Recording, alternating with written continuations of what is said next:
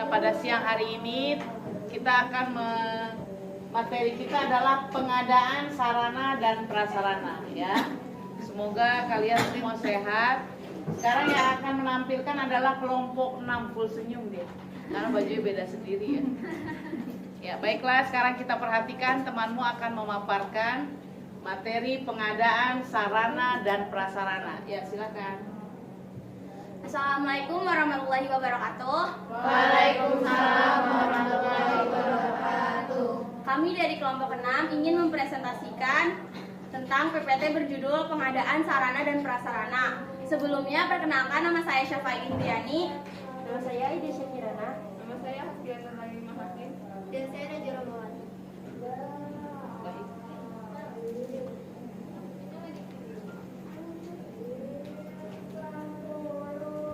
Yang pertama itu ada pengertian pengadaan sarana dan prasarana. Pengertian secara umum, pengadaan sarana dan prasarana merupakan kegiatan menyediakan semua keperluan, barang atau benda atau jasa bagi keperluan pelaksanaan tugas pegawai kantor. Pengertian menurut ahli. Yang pertama itu ada menurut Gunawan.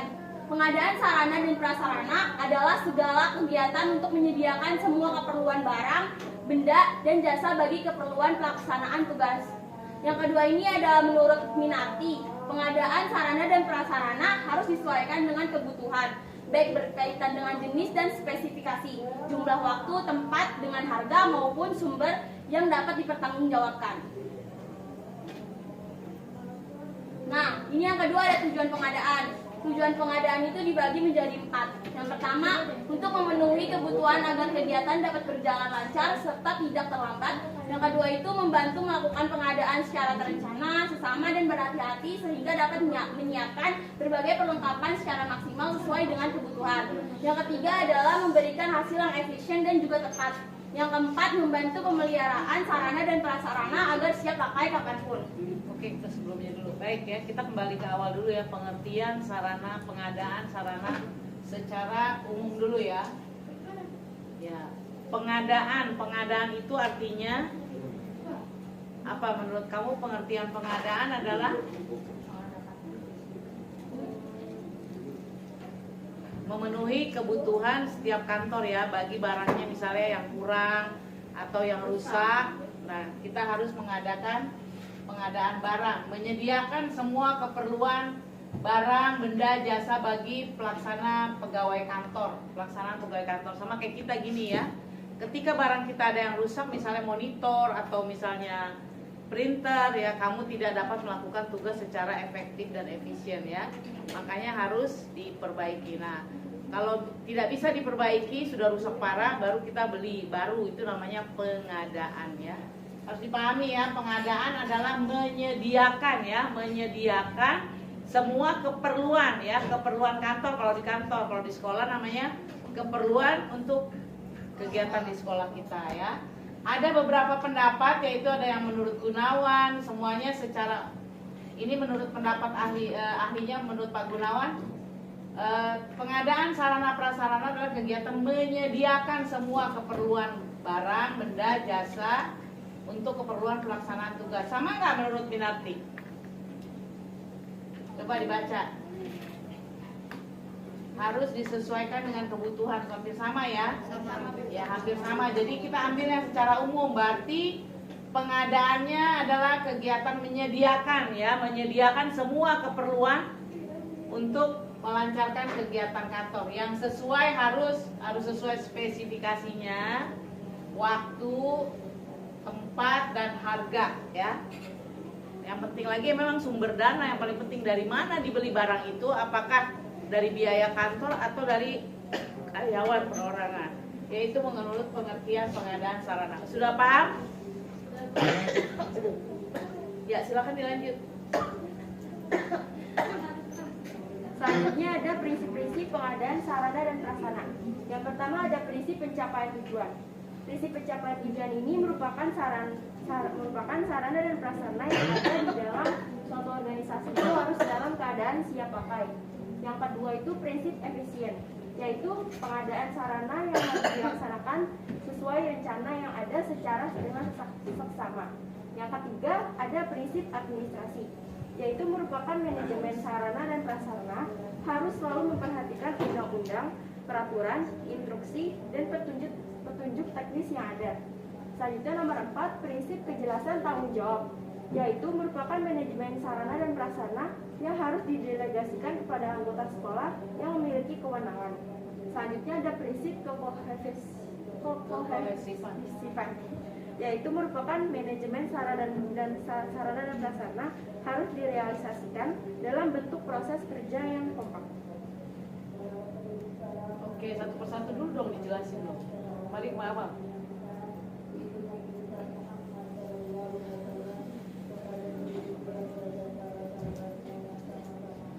Sebelumnya tadi. Nah itu prinsip pencapaian tujuan.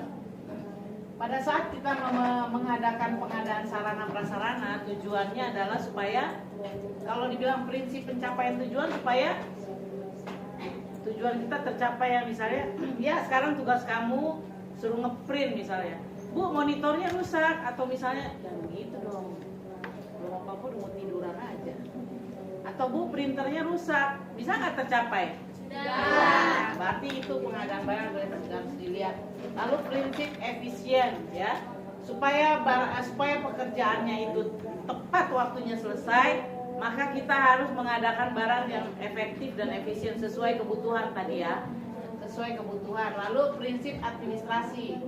Prinsip administrasi artinya barang-barang yang mau diadakan itu harus sesuai kebutuhan, sesuai catatan yang ada di kantor itu. Apa saja yang dibutuhkan itu yang dibeli. Di luar yang tidak ada di catatan itu yang tidak dibeli ya. Kejelasan dan tanggung jawab. Siapa yang bertanggung jawab untuk melakukan pengadaan barang, itu artinya prinsip kejelasan. Lalu kohesifan apa tadi artinya? Ayo siapa yang ngerti? Ayo perhatikan nih tadi apa nih artinya, nih kan beda bahasa nih. Kohesifan artinya kekompakan ya, bertanggung jawabnya secara bersama-sama artinya. Prinsip kohesifan, lihat tuh ya, lihat gambarnya tuh. Ini pengadaan barang, jadi kalau kita beli barang itu harus kompak, artinya memang itu barang itu rusak, bukan diada-ada, bukan mengada-ada ya. Sudah paham belum nih? Sudah.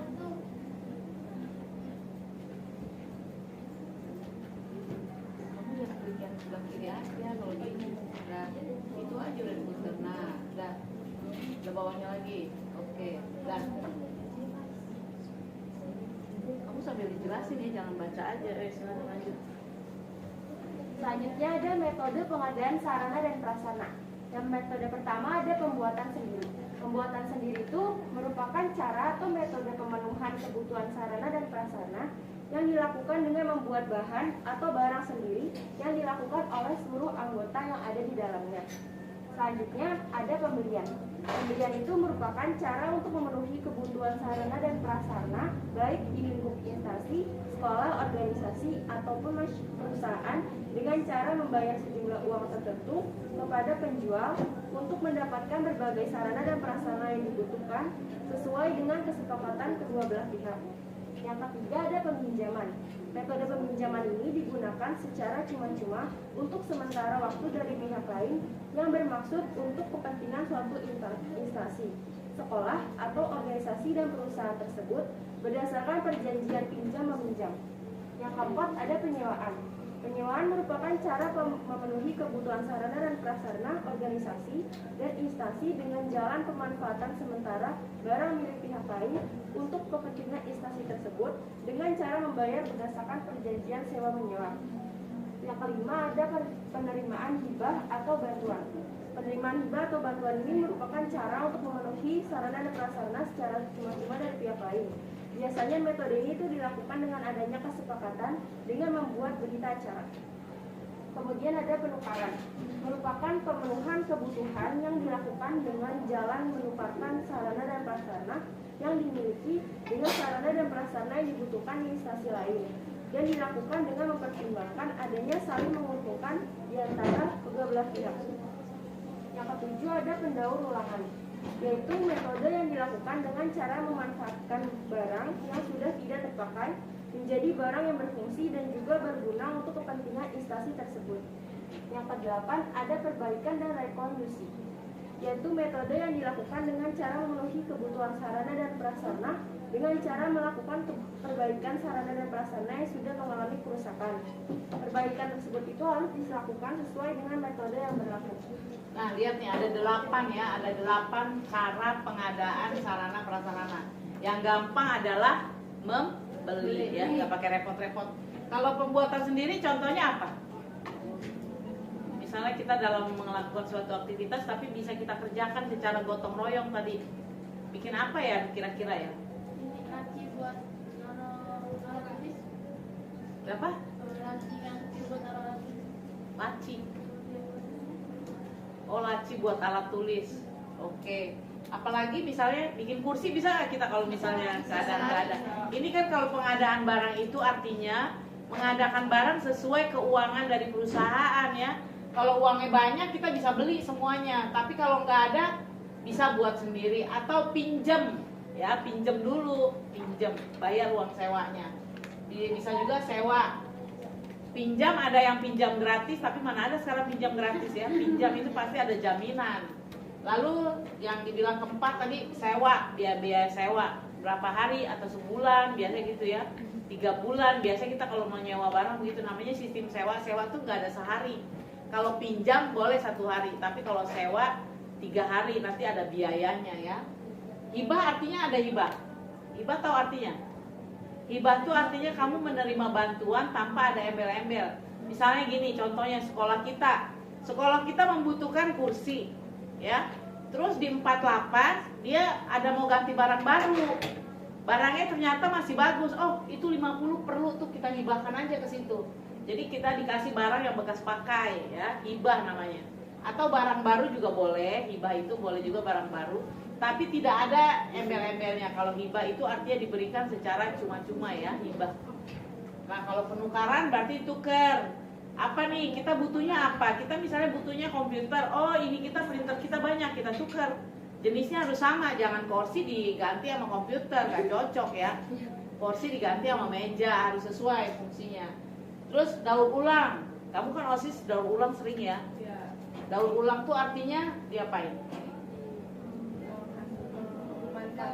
Memanfaatkan barang yang ada menjadi barang baru ya, daur ulang artinya. Kalau perbaikan atau rekonduksi, menservis. Misalnya rusak nih komputer kita, servis supaya bisa digunakan lagi ya. Nih ya, jadi pengadaan sarana prasarana apalagi di pemerintahan nggak bisa langsung beli semuanya, dananya nggak ada ya. Tapi harus kita pikirkan 8 cara ini mana yang kira-kira bisa. Ingat ya. Boleh dihibah, boleh ditukar, boleh daur ulang, boleh diperbaiki ya. Seperti kamu kalau kalau belajar sarana prasarana tuh ingat kebutuhan kita sendiri ya. Kan kita semua membutuhkan sarana prasarana. Ini kehidupan kita sehari-hari ini ya. Jadi kalau di kantor barangnya lebih tinggi kelasnya, kalau kamu yang biasa-biasa aja karena untuk kebutuhan kita kan. Oke, berikut. Sudah paham? Ya, mudah-mudahan paham ya. Baik, selanjutnya ada sistem pengadaan sarana dan prasarana. Di sini ada 3 sistem. Yang pertama yaitu sistem sentralisasi.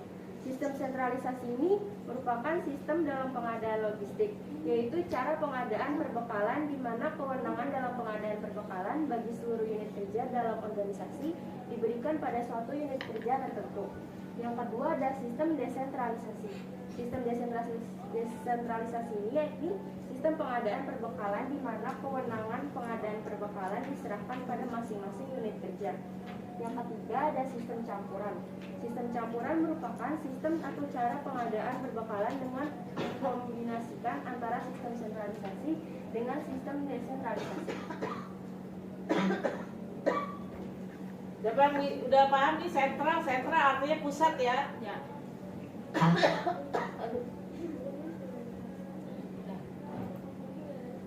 Baik, di sini ada kerjasama dengan pemasok. Perusahaan memilih pemasok berdasarkan produk yang dijual perusahaan itu sendiri, sehingga para pemasok melengkapi segala kebutuhan perusahaan mulai dari bahan baku untuk produk, peralatan, dan perlengkapan lainnya. Untuk itu perusahaan harus mampu menyeleksi penyediaan barang itu sendiri berdasarkan syarat atau kriteria yang telah ditetapkan. Perusahaan harus bisa bersikap adil dengan memberikan peluang yang sama tidak menguntungkan satu pihak tapi memberatkan pihak lain. Oke, pemasok rekanan ya. Jadi kalau kita mau beli barang nih, kalau dalam kantor membeli barang itu nggak kayak kita kayak ke pasar nih, pindah-pindah belinya, enggak. Kepada satu pemasok PT, ada PT-nya. Jadi itu aja. Jadi barangnya dipertanggungjawabkan. Ya, tidak barang yang abal-abal yang dikasih ke kita yang baik ya, karena kita sudah kerjasama. Itu artinya pemasok ya. Rekanan bahasa. Oke. Analisis dan persepsi pemasok. Memilih pemasok merupakan kegiatan strategis, terutama apabila pemasok tersebut akan memasok item yang kritis dan digunakan dalam jangka waktu yang panjang. Terdapat kriteria yang diperlukan, yaitu 1. Kriteria harga, kesesuaian harga dengan kualitas barang, kemampuan untuk memberikan potongan harga pada pemesanan jumlah tertentu. Yang kedua, kriteria kualitas, kesesuaian barang dengan spesifikasi yang sudah ditetapkan, penyediaan barang tanpa cacat, kemampuan memberikan kualitas yang konsisten.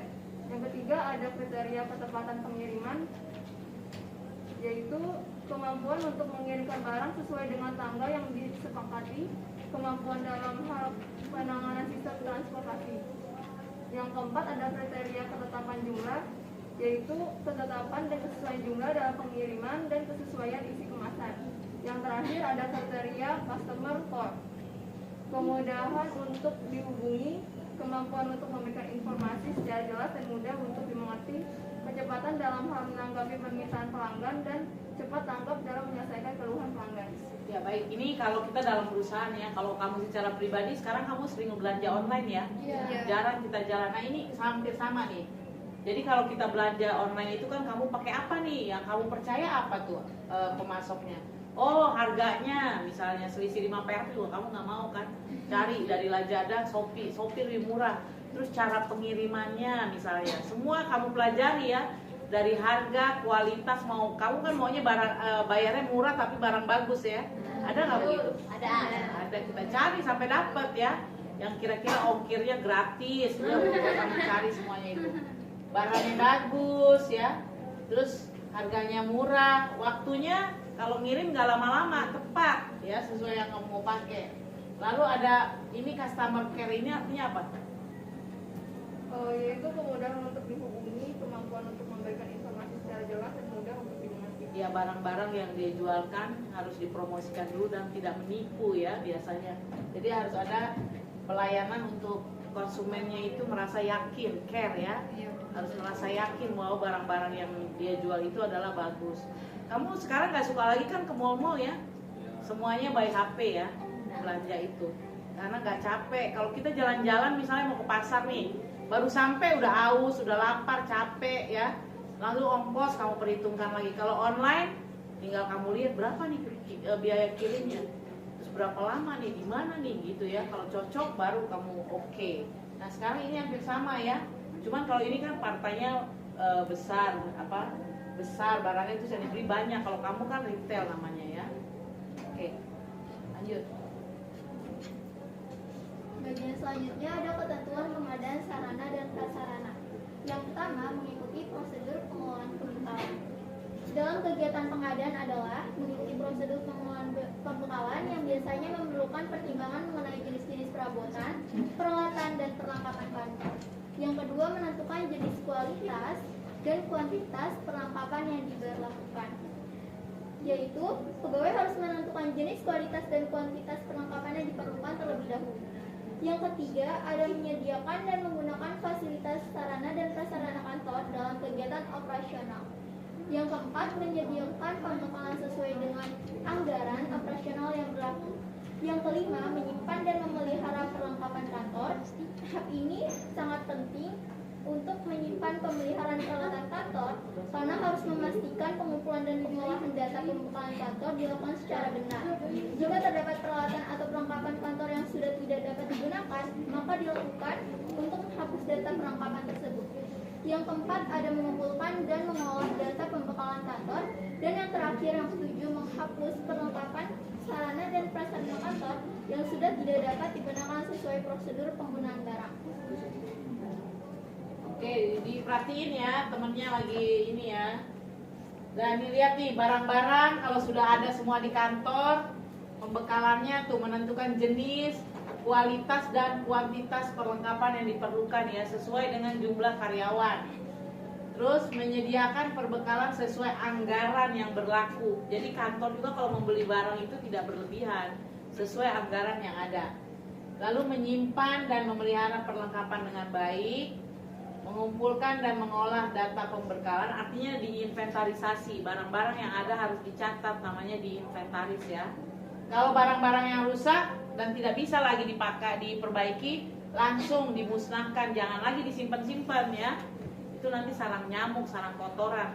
Jadi kalau sudah tidak bisa dipakai langsung dibuang aja, dibakar caranya. Tapi kalau masih bisa kayak tadi hibah, dilelang ya. Nanti ada perusahaan yang nunggu barang-barang kita tapi masih bisa dipakai, kita lelang namanya. Harga sesuai pemenang tender ya. Kita menentukan harganya, perusahaan siapa yang menang itu yang kita kasih. Tapi kalau misalnya dia nggak bisa dipakai lagi, harus kita hapuskan, kita buang caranya ya. Ini cara-cara ketentuan pengadaan sarana prasarana. Oke, lanjut. Selanjutnya ada etika pengadaan sarana dan prasarana.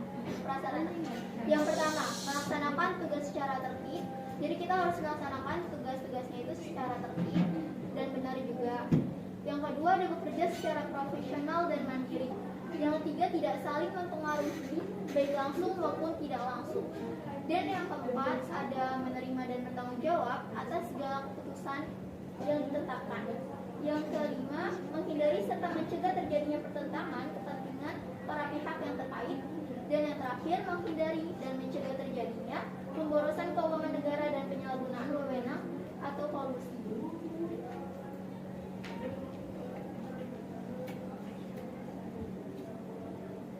Pada bagian terakhir, ada pembuatan dokumen pengadaan sarana dan prasarana. Yang pertama, proses perencanaan, meliputi analisis kebutuhan dan fungsi penentuan skala prioritas kebutuhan, kemudian menyusun proposal pengadaan sarana dan prasarana, serta membuat draft anggaran dan biaya yang harus dikeluarkan. Yang kedua, ada proses pengadaan, meliputi berbagai proses penentuan cara memperoleh sarana dan prasarana yang dilakukan sesuai dengan kebutuhan dan menyesuaikan anggaran yang ada. Oke, sekarang kita ingin membuka sesi tanya jawab. Apakah ada yang ingin bertanya? Baiklah teman-teman, inilah presentasi dari kelompok kami. Baiklah teman-teman, inilah presentasi dari kelompok kami. Sekarang kami akan membuka sesi tanya jawab. Apakah ada yang ingin bertanya? Silakan untuk memberikan pertanyaan atau masukan. Silakan memberi pertanyaan dan memberi masukan.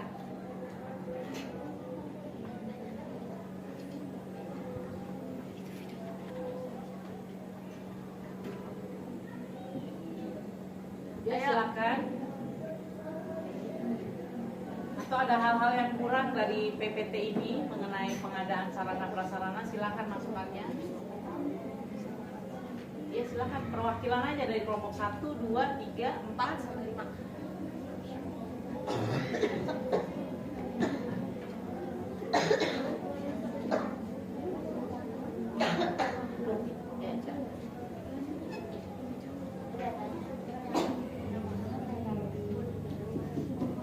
Ayo kelompok 1.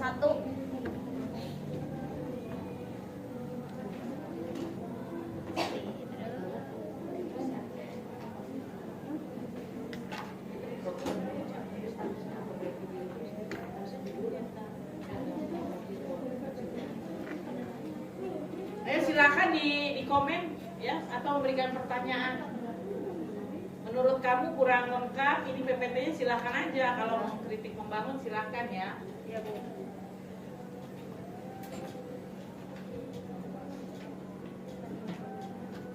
Inilah kita yang sudah selalu disuruh literasi ya, tapi kamu nggak semangat suruh literasi tuh.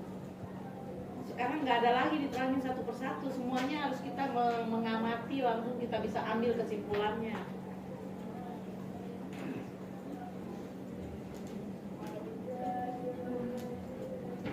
Ini ada yang mau bertanya. Berarti sudah setuju semua ya? Ya silakan. Saya Nindika Putra Permadi ingin bertanya, Asas-asas dalam pengadaan sarana dan prasarana. Itu apa aja? Itu apa aja? Kan ada 4. Jelasin. Dari kelompok berapa? Dari kelompok 7. Ya, itu baik. Kami akan coba. Baik, kami akan mencoba menjawabnya, tapi tunggu sebentar lagi. Izinkan kami untuk mencari jawaban. Lihat dari PPT mu ada itu. Iya Pak, mau dihapus enggak?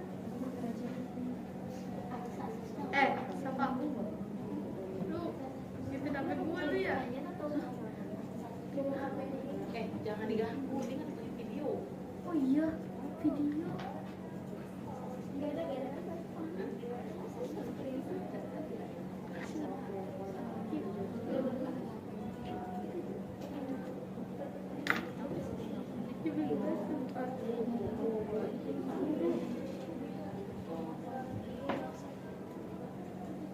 Tadi bisa.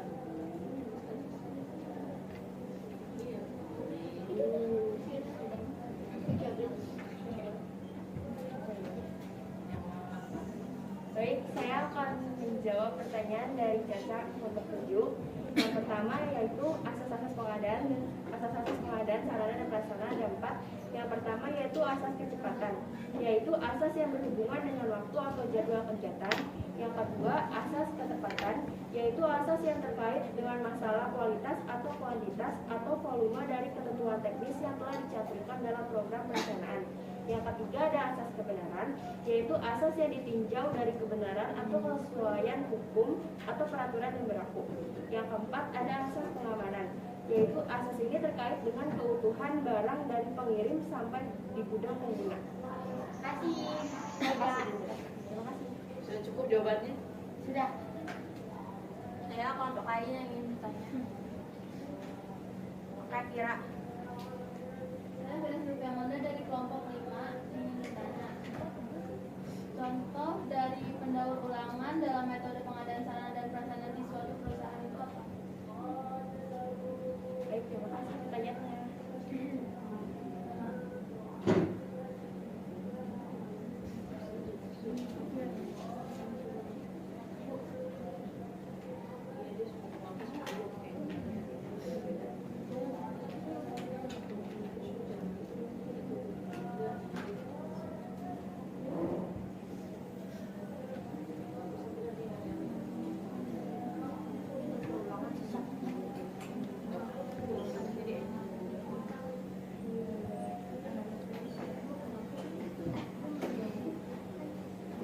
Daur ulang tuh artinya barang yang udah bisa. Oh iya.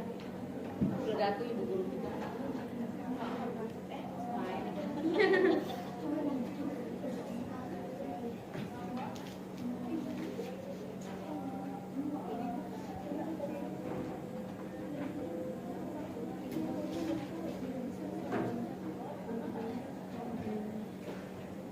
Daur ulang.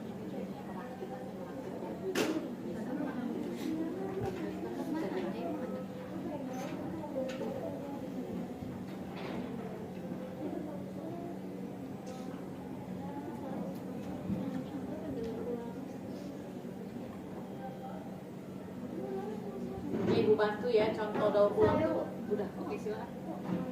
Saya dan Jurmawati akan menjawab pertanyaan dari Kira kelompok 5. Contoh dari pendaur ulangan sarana dan prasarana dalam suatu perusahaan yaitu contohnya kardus dan sedotan bekas jadi kotak tisu. Lalu ada juga botol bekas dan kain perca jadi tempat pensil ataupun toples bekas jadi toples serbaguna. Seperti itu Kalau contohnya. di kantor bisa merakit komputer. Seperti kalau di kantor itu merakit komputer itu. Apakah sudah jelas? Apakah sudah jelas? Jelas, terima kasih. Iya.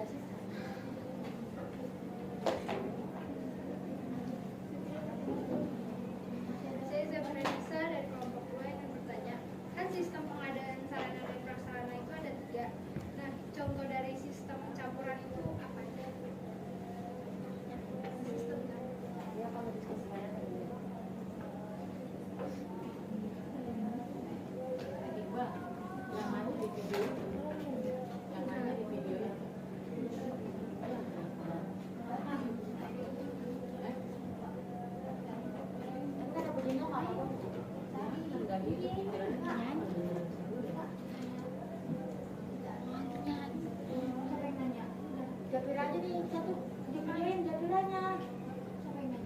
lagi dia tanyanya, ulang lagi. Baik, saya dari kelompok, ulang lagi saya. Dari Japira aja. Yang nanya ulang aja, Enggak ada Japira aja, banyak kan. Kan cuma bisa di stop doang. Kan nanti masih ada kelompok lain. Saya Zafira Nisa Manja dari kelompok 2 yang bertanya, kan sistem pengadaan sarana dan prasarana ada 3. Nah, contoh dari sistem campuran itu apa? Sini ulang.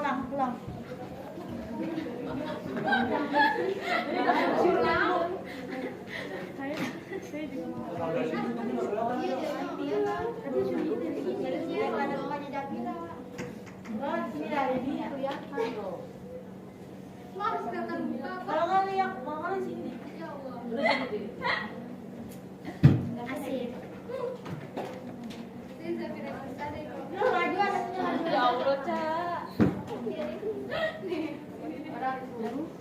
2, 3. Saya Zafira Nisa dari kelompok 2 ini bertanya, kan sistem pengadaan sarana dan prasarana ada 3. Nah, contoh dari sistem campuran itu apa aja? Baik, terima kasih pertanyaannya. Kami akan mendiskusikannya terlebih dahulu. Nah. Gimana, Bang? Sama ada yang mana? Iya. Meleng. Ini udah kalau campuran. Nah, kalau campuran itu artinya kalau yang barangnya mahal atau sulit itu pusat yang mengadakan. Kalau mudah setiap unit gitu. Itu namanya campuran. Kalau barangnya ada yang mahal, sulit dicari atau dalam jumlah banyak, itu biasanya yang mengadakan adalah pusat. Terus kalau di kantor kan ada yang pusat, ada yang cabang-cabang kan, ada unitnya. Nah, kalau yang murah dan mudah ditemukan itu unit yang mengadakan. Itu namanya campuran.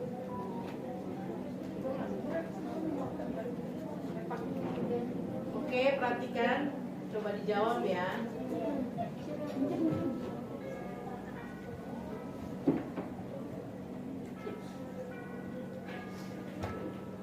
Saya Hastia akan menjawab pertanyaan dari Zafira kelompok 2. Contoh dari sistem campuran adalah kalau misalkan barangnya sulit ditemukan itu dari pusat yang mengadakan. Tapi kalau barang yang mudah ditemukan itu dari sistem unit yang mengadakan. Apakah sudah jelas? Jelas Japira. Tapi suaranya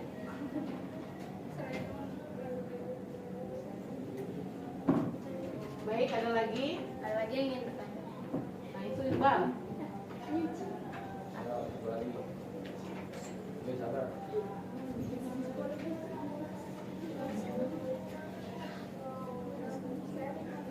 Sabar, sabar. Maaf, suaranya. dalam metode pengadaan sarana dan prasarana contoh penerimaan hibah dan bantuan. Hibah.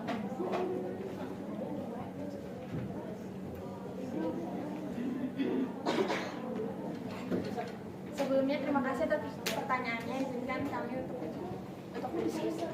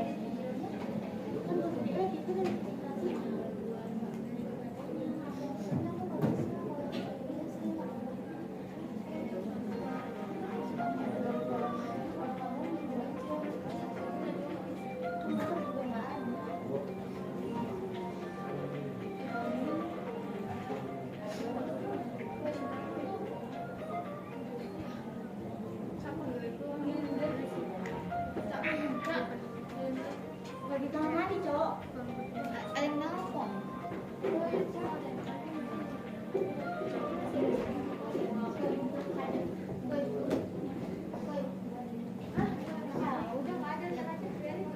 Gue manggil siapa sih?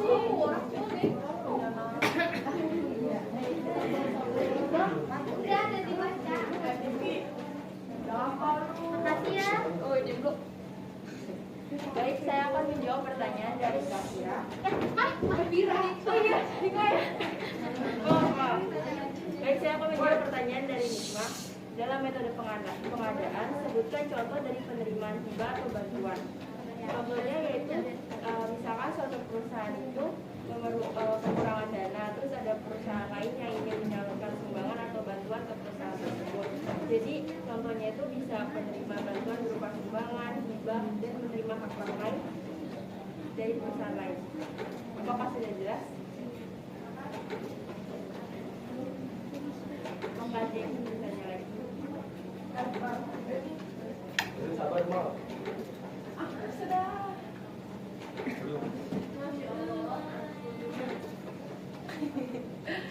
Saya dan Pak Sabar, Asal. Mal. Ayo. Saya dan Pak Sabe Gusli dari kelompok 1 ingin bertanya, tolong jelaskan kembali tentang prinsip kekoefisian dari pengadaan sarana dan prasarana. Baik, terima kasih dan pertanyaannya. Kamu diskusikannya terlebih. Iya, silakan.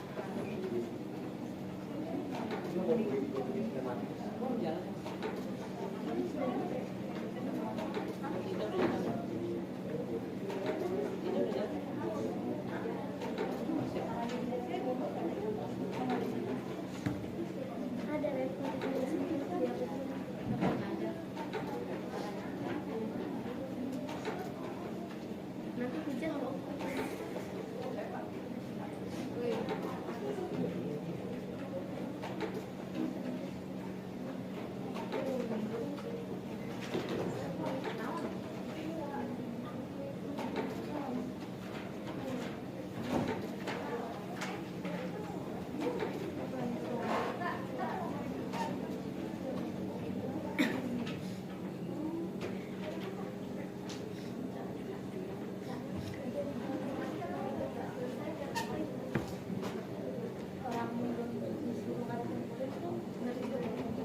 Nggak dikumpulin kan itu?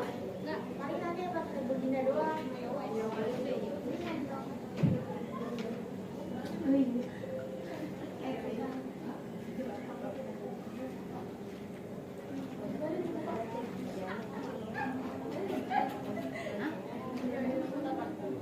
Buat ngerjain tugas.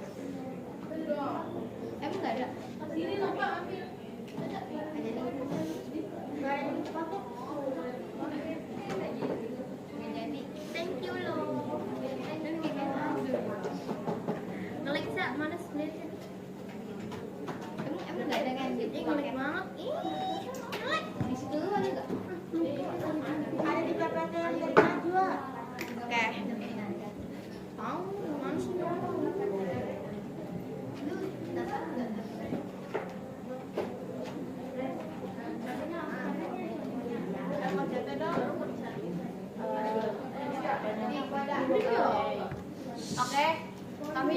Oke, saya akan menjawab pertanyaan dari Nurmala Salvi Agusni. Contoh daur ulang ya. Pertanyaannya itu jelaskan kembali prinsip kekohesifan. Prinsip kekohesifan merupakan manajemen sarana dan prasarana yang harus terrealisasi dalam bentuk proses kerja yang kompak. Jadi dalam pengadaan sarana dan prasarana perlu adanya kekompakan agar perencanaan yang telah dibuat dapat berjalan dengan lancar. Apakah sudah jelas? Baik, makasih pertanyaannya.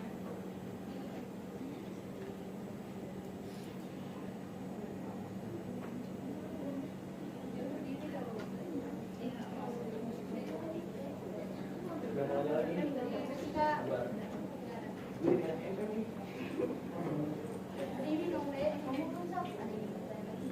Apakah ada yang ingin bertanya lagi?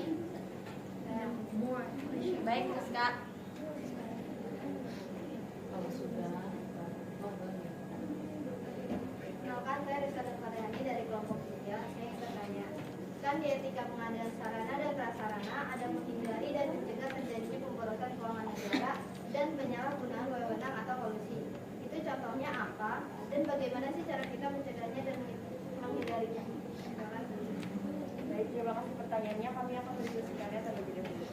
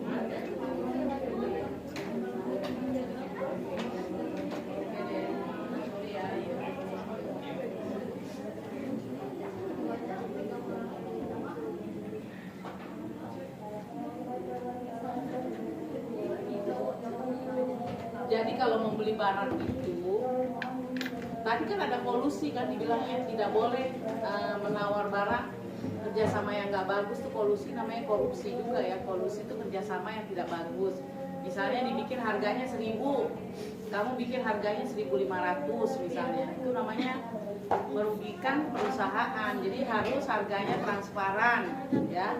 Semua itu harus transparan, barangnya bagus, tokonya dikenal, tidak asal ada-ada aja. Kadang-kadang kan kalau orang-orang yang biasa bermain itu PT-nya dibuat-buat ya. Ini tidak, PT-nya betul-betul ada, perusahaannya betul-betul ada. Jadi kita membeli barang ke perusahaan yang betul-betul memang ada dan memproduksi barang tersebut. Harganya juga sesuai dengan, ada brosur yang mereka tawarkan sesuai dengan brosurnya, tidak dinaikkan ya, tidak juga diturunkan. Jadi sesuai standarnya ya. Itu namanya, pertanyaan apa tadi? Pengadaan barang yang Menghindari dan mencegah terjadinya pemborosan. ya pemborosan ya. Kalau harganya dinaikkan kan terjadi pemborosan keuangan ya, karena harganya dinaik-naikkan.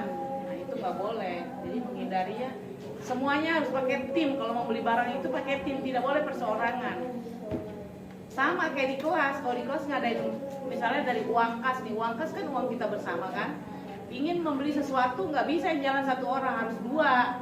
Ada saksi yang melihat beli apa, di mana, berapa harganya ya. Jadi laporannya itu valid, tidak dibuat-buat. Oke, itu dia tuh yang tidak menghindari terjadinya korupsi. Oke, hati-hati ya, semoga beres ya urusan.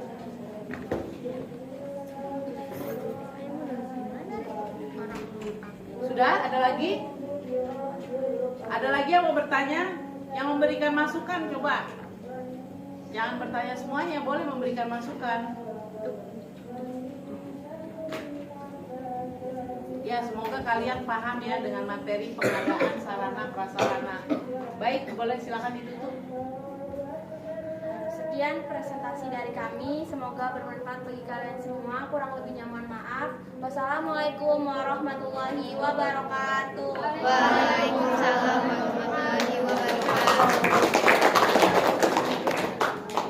Videoin aja, Bas. Tangannya. Nggak usah, udah tuh di sini aja. Oh, di sini aja.